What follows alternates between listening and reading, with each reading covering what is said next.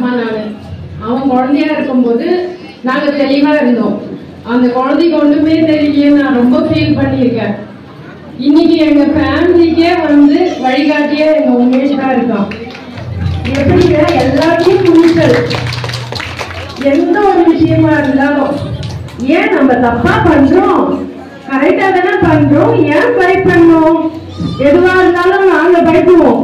இல்ல இது கொஞ்சம் வெயிட் பண்ணலாம்ப்பா, இல்ல இல்ல நம்ம கரெக்டா தான் பண்றோம். இன்னைக்கு என் பொண்ணு வந்து MBBS படிக்கிறா, ஃபாரின்ல படிக்கிறா. அதுக்கு காரணம் எங்க பையன் தான்.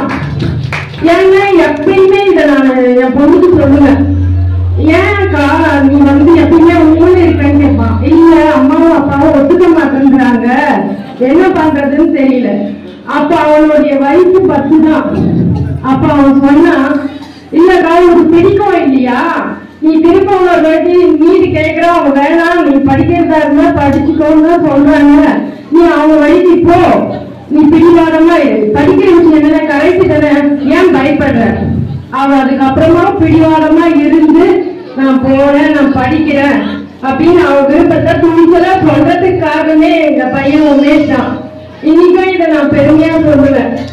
அவளும் வந்து அடிக்கடி அதை சொல்லுவான், உமேஷுக்கு இருக்க துணிச்சல் வந்து எனக்கு இல்ல அப்படின்னு. நாங்க பேரண்ட்ஸா இருக்கிறத விட அந்த பையனுக்கு நாங்க பேரண்ட்ஸா இருக்கிறதுக்கு பெருமைப்படுறேன். அவன் எங்க குழந்தையா இருக்கிறத விட அவனுக்கு நாங்க பேரண்ட்ஸா இருக்கிறதுக்கு ரொம்ப ரொம்ப பெருமைப்படுறேன்.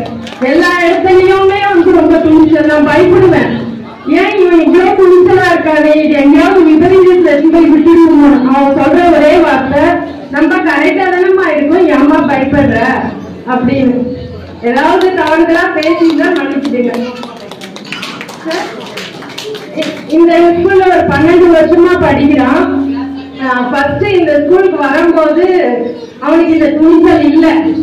இங்க வந்ததுக்கு அப்புறம் தான் எல்லா ப்ரோக்ராம்லயும் அவன் கலந்துப்பான். எந்த டீச்சரும் மேடமும் சாரும் அவனுக்கு வந்து வேணாம் நீ ஏன் முன்ன நிக்கிறேன்னு சொல்லவே மாட்டாங்க.